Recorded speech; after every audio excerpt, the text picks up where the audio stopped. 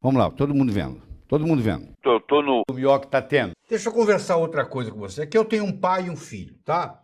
Vamos partir do princípio que esse pai pesa 84 quilos e esse filho pesa 12 quilos. O pai pesa 7 vezes mais do que o filho. Tá? Faz sentido para você? Bom, aí vocês entram numa sorveteria. Aí o pai vai pedir um sorvete para ele e vai pedir um sorvete para o filho. Só que, como ele pesa 7 vezes mais do que o filho, se ele der para o filho o mesmo sorvete que ele deu para ele, o filho está recebendo uma dose de sorvete 7 vezes maior que o pai. E o pai não para pensar isso, que a quantidade de açúcar e de gordura trans que tem nesse sorvete, como o seu filho pesa 7 vezes menos que você, que ele é uma criança, ele está recebendo uma carga de açúcar e de gordura trans 7 vezes maior do que a sua. Pense nisso. Então você tem que explicar para o seu paciente que tem filhos que na hora de dar o sorvete para a criança, que eu não aconselho, mas a criança gosta de vez em quando, você pode abrir uma sessão, você tem que tomar cuidado com a quantidade. Não pode ser a mesma que você pede para você. Tem que ser ela, muito menos. Muito menos. 7 vezes menos. Tolerância. Habilidade do sistema imune em distinguir amigos de inimigos, próprio de não próprio. Você deve conhecer gente que tudo que come faz mal. Não posso comer isso, não posso comer aquilo, não posso comer aquilo. Sobrou quase nada. Essa pessoa perdeu a tolerância oral.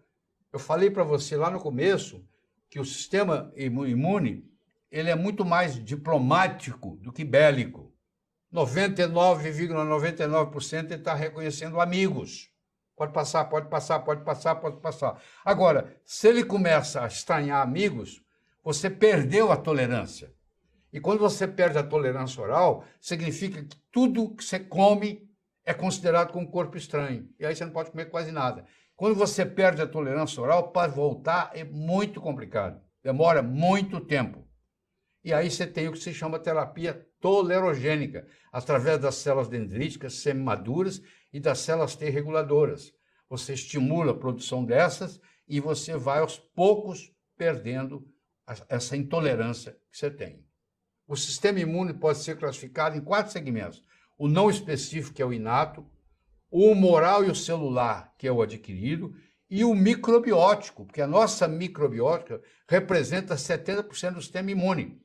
Então eu tenho que abastecê-la. Se eu destruo o meu microbiótico, eu vou enfraquecer o meu sistema imune. Então você vai dizer o seguinte, ó, eu gripei, gripe é causada por vírus. Influenza, no caso. Todas as gripes são causadas pela influenza, que é diferente de resfriado, que é causado por outros tipos de vírus, como é o caso do coronavírus. Coronavírus não é uma gripe. Coronavírus é um resfriado. Não é porque um é mais forte, mais fraco, não. Resfriado, lá quando foi inventado o nome cold, é porque a pessoa que tinha resfriado sentia esse frio.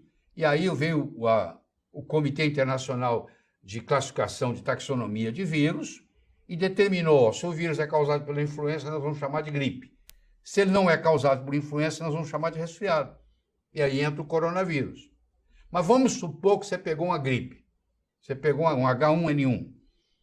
E aí você diz assim, aí o médico fala assim, para prevenir você contra infecções secundárias, o antibiótico, ele vai falar para você, não atua em vírus, mas ele faz a prevenção de que você tem uma infecção bacteriana.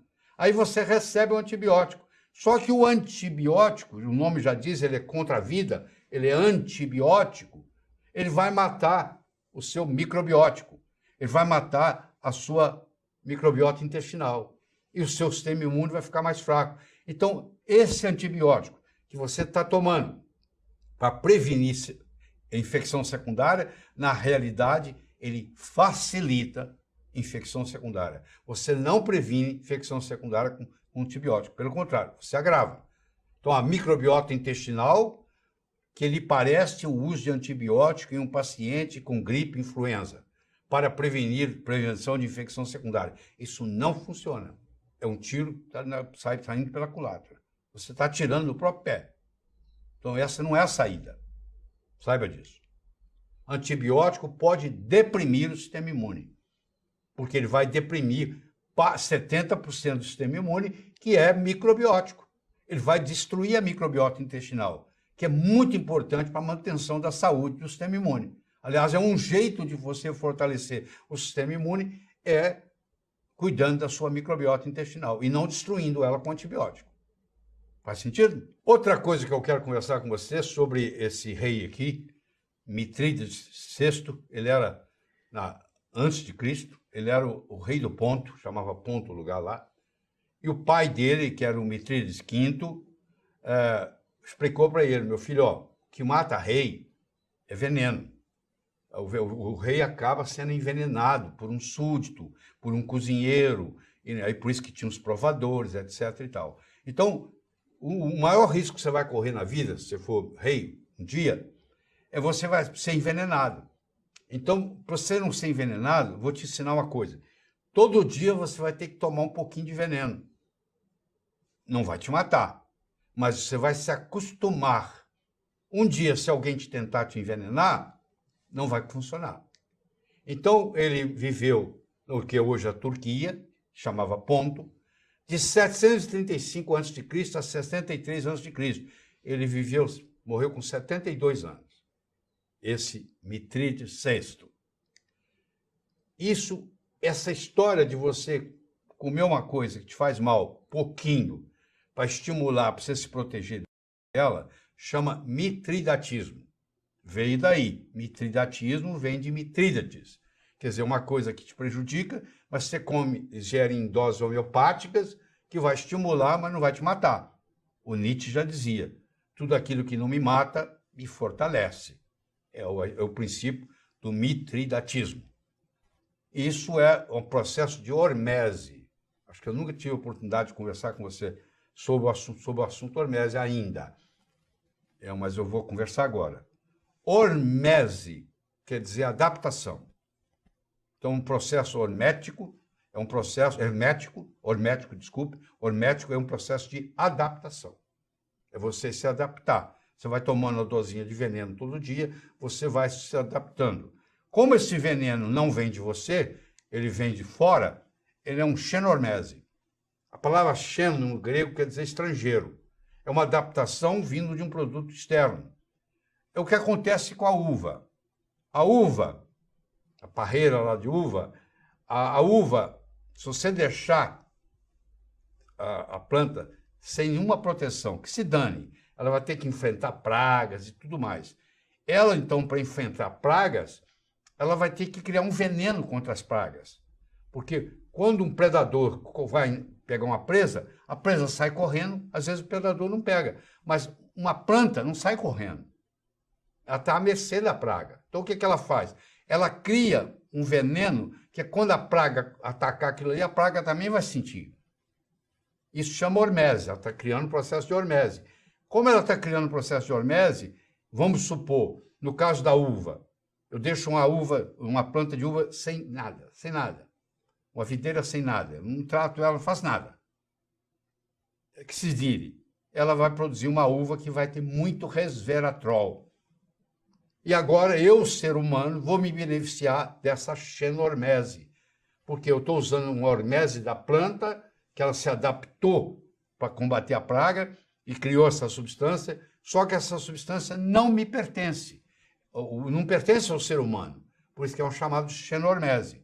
Então o resveratrol, por exemplo, é um exemplo típico disso. E quando eu ingiro esse resveratrol, ele faz em mim o que ele fazia na planta. Ele estimula o genoma a produzir a genes terem expressão, como, por exemplo, o gene da longevidade. Eu vou estimular o meu gene, que potencialmente pode fazer eu viver mais. Agora, olha que interessante. Esse Mitrídates fez isso a vida inteira. E ele ficou, claro que agora não tem veneno que mata ele. Olha a história. Aí, esse Mitrídates era um cara muito guerreiro. Ele ganhou muitas batalhas. Até que ele foi enfrentar o Império Romano. E ele deparou com Pompeu, o general Pompeu. E o general Pompeu acabou com ele, destruiu o território dele. Aí ele resolveu cometer suicídio. Só que ele esqueceu que ele tinha praticado o mitridatismo. E ele aí tomou veneno para morrer, para não ser preso e ser sacrificado pelo general Pompeu. Aí ele não conseguiu morrer. Quer dizer, ele experimentou o próprio veneno, no caso, né? Quer dizer, criou aquilo para não ser envenenado, e na hora que ele resolveu ser envenenado, porque era melhor do que sofrer o sofrimento todo que ele ia sofrer nas mãos do Pompeu, ele não funcionou. Quer dizer, tudo tem vantagens e desvantagens. Então, com isso, você entendeu o que é hormese e você entendeu o que é xenormese. E tem a ver com o sistema imune. Tá? A imunidade pode ser inata, ela pode ser adquirida, ou ela pode ser microbiótica. Ou seja, a microbiota intestinal que você tem também contribui sobremaneira, 70% no aspecto da imunidade. Então, a microbiota intestinal, ela ajuda na digestão, ela ajuda no detox, ela ajuda na proteção, ela ajuda a restabelecer a tolerância oral, ela produz vitaminas, ela tem um processo de regulação, inclusive neurológico. Tem, por exemplo, tipo de microbiota que ajuda você a pensar melhor, melhora o seu cérebro, melhora a sua cognição. Então, hoje nós temos esse órgão, que a Organização Mundial de Saúde considerou que o ser humano tem um órgão a mais, que é a microbiota intestinal, é um órgão virtual, mas é um órgão, e tem o nosso microbioma, que pode ser a combinação da parte intestinal com a parte urogenital, com a parte orofaríngea, respiratória, e são diferentes microbiomas que nós temos. Tá? Então, isso também constitui grande parte do sistema imune. É a parte microbiótica. Certo? Eu queria que você desse uma nota de 1 a 10. 1 a 10. Eu vou assumir que você deu uma nota. 1 a 10, não interessa. Dê uma nota qualquer aí, de 1 a 10. Dado? Também. Não adianta nada você assistir tudo isso aqui, achar muito interessante e não fazer nada. Quando você estiver indo para casa, você tem que ir pensando o seguinte: o que eu vou implementar? E eu quero deixar uma linda mensagem sobre envelhecer para você. Morra jovem o mais tarde possível, porque ninguém quer morrer velho. Ninguém quer morrer sem escutar, sem enxergar, usando fralda, esquecendo o nome do filho. O ideal é você morrer jovem o mais tarde possível. Eu espero de coração que novos caminhos se abram à sua frente, que o vento sopre levemente às suas costas, que o sol brilhe suave e morno no seu rosto, que a chuva caia de mansinho em seus campos. E até que nos encontremos de novo. Que Deus lhe guarde nas palmas de suas mãos. Muito obrigado.